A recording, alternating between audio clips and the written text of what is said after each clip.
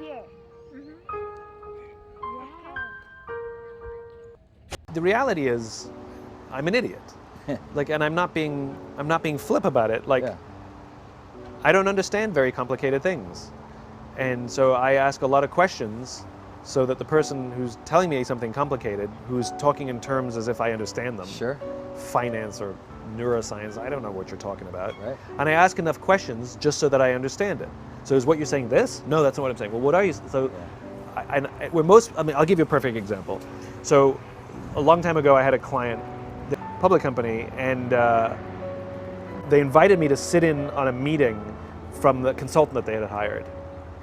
And so all the C-level executives and me, and this consultant was giving a presentation about something or other. And this is your marketing. This is when I had my little marketing company, and all the C-level executives sitting there nodding and taking notes on the PowerPoint that they had printed up in front of them, and I had it as well, and I didn't understand a frickin' word of it. Yeah. Right? I was like looking around, like, Yeah. and so I'd raise my hand and say, I'm really, really sorry.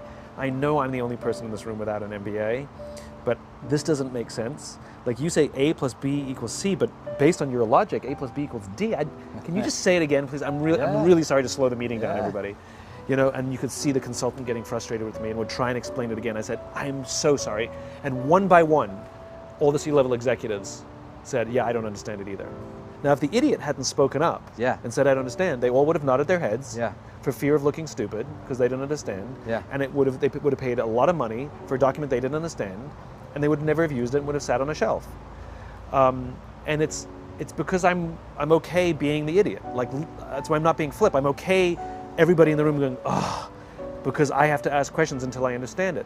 But the reality is once I can get to the point where I understand it, I can get it so simple that I understand it, and I can say it in simple terms. That means other people understand it too.